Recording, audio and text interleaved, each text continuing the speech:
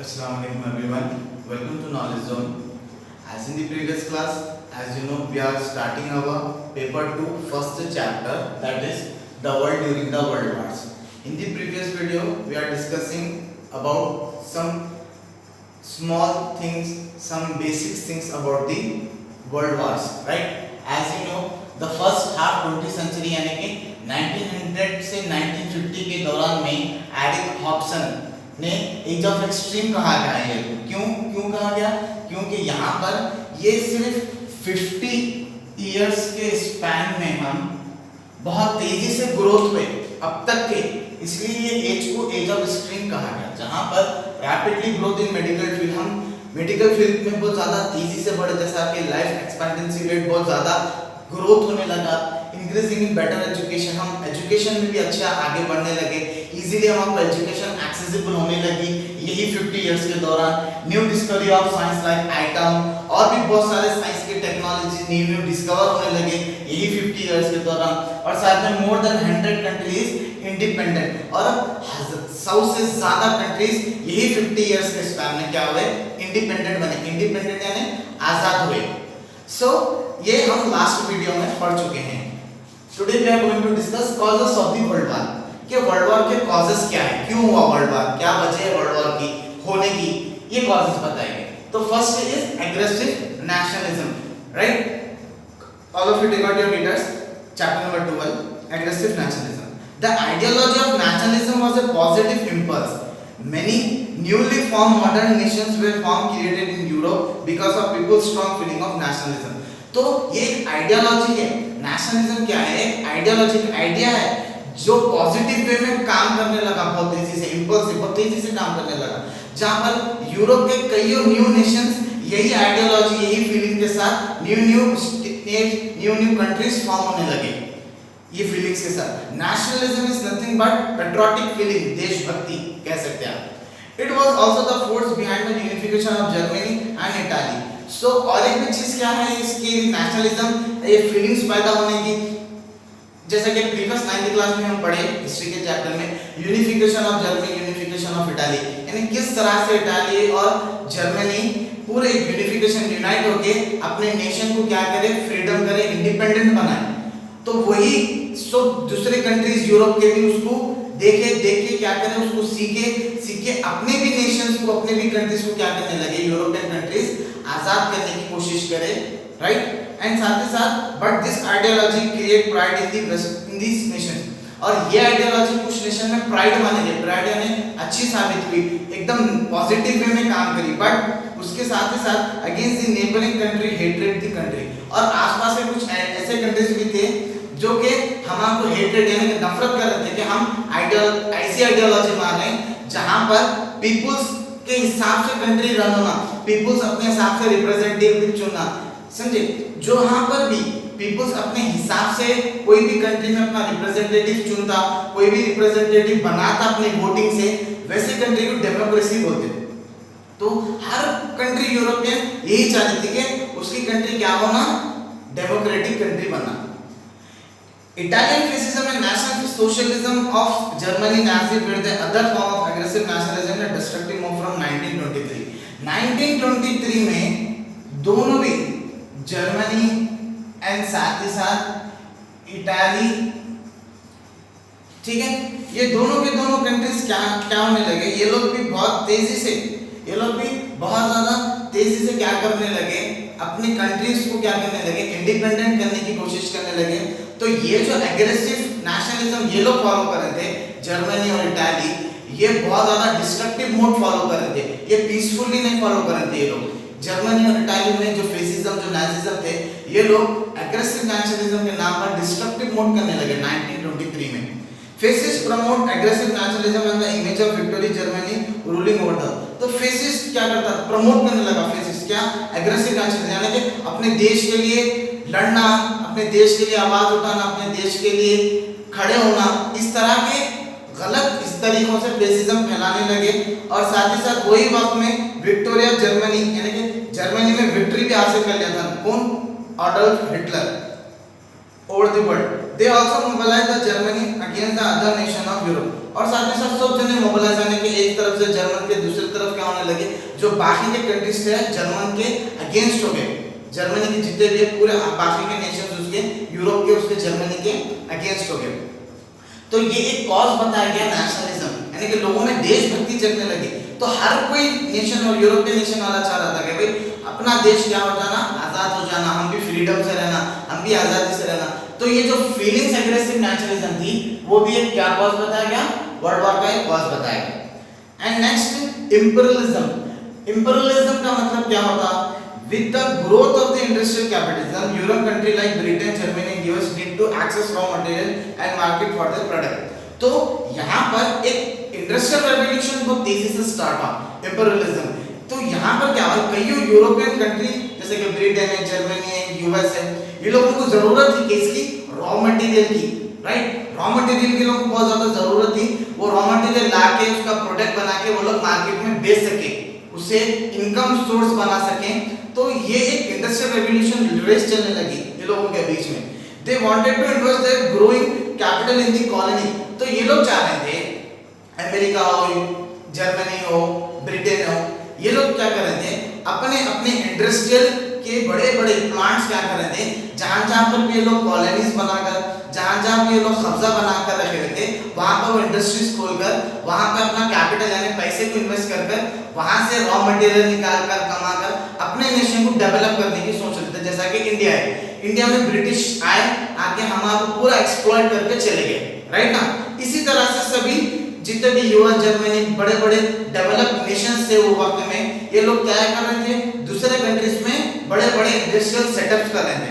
Thus, by the end of the 19th century, there was a race of colonies between the European countries। जैसा कि मैं आपको बता, till 19th century में क्या होगा, ये लोगों के बीच में एक रेस शुरू हो गई, यूरोपियन कंट्रीज के बीच में क्या हो गई, एक रेस शुरू हो गई। जैसा कि इससे पहले भी आपको मैं प्रीवियस वीडियो में बताया कि ये लोग टू एनिमी ग्रुप में डिवाइड हो गए।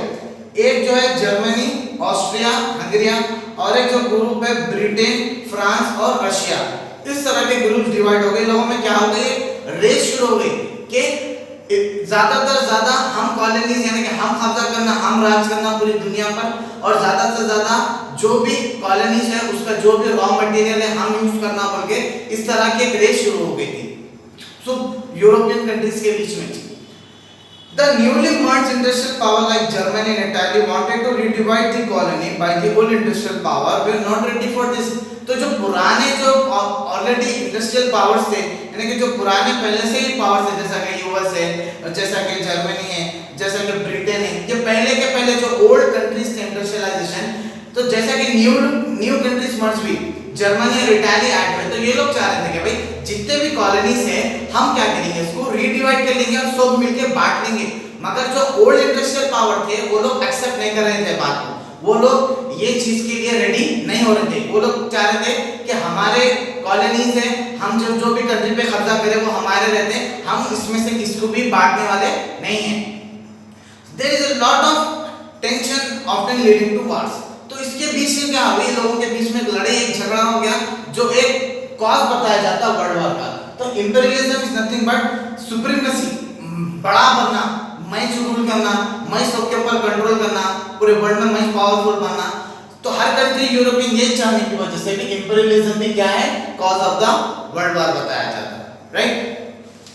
And then secret alliances. Secret alliances का मतलब after defeating France in 1870 Bismarck the German chancellor wanted to isolate France. तो जैसा ही 1870 में क्या हुआ, फ्रांस वाले क्या करे, जर्मनी वालों को डिफीट कर दी। तो जब का चांसलर 1870 में बिस्मार्क था, तो जैसा हार गए, जैसा जर्मनी हार गया, हार देखी बिस्मार्क क्या करा, फौरन फ्रांस को आइसोलेट हो गया, छुप गया, जाके भाग गया वहां से, जर्मनी से फ्रांस में जाके छुप गया। छुप के इन्हें क्या करा, he made a secret alliances with Austria in 1879 में क्या करा इन्हें, ऑस्ट्रिया से क्या करा, सीक्रेट अलायंसेस यानी कि हाथ मिला लिया, सीक्रेटली किसी को मालूम नहीं हो जैसा। एंड इटाली एंड ऑस्ट्रिया इन 1882। देखते देखते इटाली से, ऑस्ट्रिया से, जर्मनी क्या करा, बिस्मार्क जो चांसलर था सबसे आके लोगों से हाथ मिला के अपना एक अलायंसेस बना लिया। अलायंसेस यानी बैक पावर बना के रख दिया। Hence it is called the triple alliances. तो इसे कहेंगे हम ट्रिपल अलायंसेस। जहां पर जर्मनी है, ऑस्ट्रिया है और कौन है, इटाली है। सही, ये तीनों चीजें मिलकर क्या बना है, ट्रिपल अलायंसेस। वैसे और एक तरफ जब फ्रांस है, France made a mutual alliances with Russia 1891 and with Britain 1904। तो फ्रांस वाला भी क्या करा, हल्लो अपने से भी फ्रांस वाला भी रेडी कर लिया सीक्रेट अलायंसेस को। फ्रांस वाला किस से हाथ मिला लिया, ब्रिटेन से और रशिया से हाथ मिला लिया, टू प्रोटेक्ट इटसेल्फ, अपने बचाव के लिए हम रखते हैं ना भाई। फॉर एग्जांपल अगर कोई बड़ा आदमी जा रहा तो उसके पीछे सीक्रेटली पूरे उसके ऊपर नजर रखते हैं, उसको प्रोटेक्शन के लिए बॉडीगार्ड्स टाइप, इस लाइक अ बॉडीगार्ड अलायंसेस। तो एक कंट्री वाले क्या करते हैं, अपने अपने अलायंसेस बना के रखते हैं अपने प्रोटेक्शन के लिए। Russia, France and Britain form the triple entity इन 1907। तो रशिया, फ्रांस और ब्रिटेन मिलकर ट्रिपल एंटिटी बनाए, ये तीन ग्रुप मिलकर। The triple alliance led by the Germany and the triple entity made by the European power jealousy and suspicious of one and another instead of a real peace, their alliances created an atmosphere of fear and armed peace in Europe। तो ये triple alliances जो बना, ये कौन बना, triple alliances Germany, और जो और एक अदर टाइप जो ट्रिपल एंटिटी थी वो यूरोपियन कंट्रीज बनाए। तो इसकी वजह से क्या हुआ, ये लोगों के बीच में जलन हसद होने की वजह से दोनों भी सीक्रेट अलायंसेस बना लेके, इधर जर्मनी इधर फ्रांस, फिर उन लोगों के अलायंसेस, फिर इन लोगों के अलायंसेस अपने अपने। इससे भी क्या हो गया, पूरे एटमॉस्फेयर में वो एक फियर, एक टेंशन पैदा हो गई, जहां पर अभी लोग अमन और शांति से रहने का आर्म रेस में कन्वर्ट हो गए। यहाँ पर भी इस वजह से सीक्रेट अलायंसेस को भी वर्ल्ड वॉर का कॉज बताया जाता है। Militarism is the believe that military power is the best way to secure security to solve the problem. वो वक्त में वो लोग सोचे कि अरे भाई, अगर हम अच्छी मैसिव अगर मिलिट्री तैयार करके रखेंगे तो कोई भी प्रॉब्लम को हम मिलिट्री के जरिए इजीली सॉल्व कर ले सकते हैं। यानी कि कोई अगर बात कोई कंट्री नहीं सुन रही, कोई कॉलोनी पे कब्जा जमाना, तो मिलिट्री तो बड़ी कर लो, बड़ी करके उसके ऊपर अटैक कर लो और वो पूरे एरिया, वो पूरे नेशन के ऊपर अपना कब्जा जमा लो। लाइक इंडिया में जैसा ब्रिटिशर्स पहले आए, बिजनेस के लिए बोल के आए, ट्रेडिंग के लिए आए बोल के आए, आके हमारे से हाथ मिलाकर फिर हमारे कुछ क्या करें, पूरे वहां के मिलिट्री तैयार कर लेके ब्रिटिश वाले हमारे इंडिया में आकर इंडिया पे 200 इयर्स से ज्यादा रूल करके गए। तो इसी तरह से लोग ये सोचते थे, ये बिलीव रखते थे कि भाई मिलिट्री अगर पावरफुल रही तो कोई भी प्रॉब्लम को इजीली सॉल्व कर ले सकते हैं। The military expenditure of the 6 power countries, Germany, Russia, Austria, Italy, France and Britain, ये 6 पावरफुल कंट्रीज अपने मिलिट्री के ऊपर बहुत ज्यादा एक्सपेंडिचर करे। एक्सपेंडिचर है ना, खर्चा, बेहिसाब पैसा खराब करे। आप जैसा कि मैप बार ग्राफ में देख सकते हैं, 1888 में 132 मिलियन मिलिट्री के ऊपर खर्चा किया जाता था। वही 1914 में आप चेक करके देखिए, 397 मिलियन डॉलर्स का वो लोग क्या करें, एक्सपेंडिचर करें, किसके ऊपर, मिलिट्री के ऊपर। तो आप सोच सकते हैं कि कितने number of amount of money को ये लोग मिलिट्री के ऊपर खर्चा कर रहे हैं, राइट। जहां पर बताया गया मिलियन ड्यूरिंग ईयर ऑफ 1880 से 1994 के बीच में इतना ज्यादा इंक्रीज होगा expenditure. There are the three important thing in the context of militarism. यहां पर तीन बहुत इंपॉर्टेंट चीजें जो मिलिटरिज्म में लोग कैरी करते हैं। First, all this country had build massive standing army for the defence. सब कंट्रीज वाले जितने भी आपको मैं बताया, Germany, Russia, Austria, Italy, Britain, सब जगह क्या कर रहे हैं, पहली चीज मिलिट्री को इतनी मैसिव बनाना है ताकि उनकी कंट्री को डिफेंस कर सके। सब कंट्री ये कर रहे हैं, जितने भी पावरफुल 6 कंट्रीज जो मैं नाम लिया, पूरे के पूरे ये कर रहे हैं कि एक जबरदस्त मैसिव आर्मी को बिल्ड करें ताकि उनको क्या हो सके, प्रोटेक्शन मिल सके। फिर उसके बाद सेकेंडली चीज क्या बता रहा हूं मैं, दे compete with each other in increasing their military weapons। और कंपटीशन हो गया, मिलिट्री वेपन्स भी इंक्रीज कर रहे हैं, न्यूक्लियर वेपन्स, गन्स, बॉम्ब्स, इस तरह की वेपन्स को भी कंपटीशन के जैसा इंक्रीज कर रहे हैं। अगर कोई 10 कर रहा तो कोई 20, कोई 20 कर रहा तो कोई 40, इस तरह का कंपटीशन करने लगे पूरे के पूरे 6 countries. Thirdly, a large number of industry of weapon merged with constantly promote the idea of using war as a solution to diplomatic problem। तो ये लोग ये सोचते हैं कि अगर कोई प्रॉब्लम हो गई, कोई चीज हो गई, तो उसका सॉल्यूशन क्या है, वार है। सीधा वार कर दो, लेके जाके खत्म, सॉल्यूशन मिल जाता। इस तरह की क्या थी लोगों की आइडियोलॉजी थी। तो मिलिटरिज्म भी वर्ल्ड वॉर का एक कॉज बताया जाता। और एक क्या चीज है हमारे पास, बाल्कन पॉलिटिक्स। बाल्कन पॉलिटिक्स इंशाल्लाह we will discuss in the next video, okay।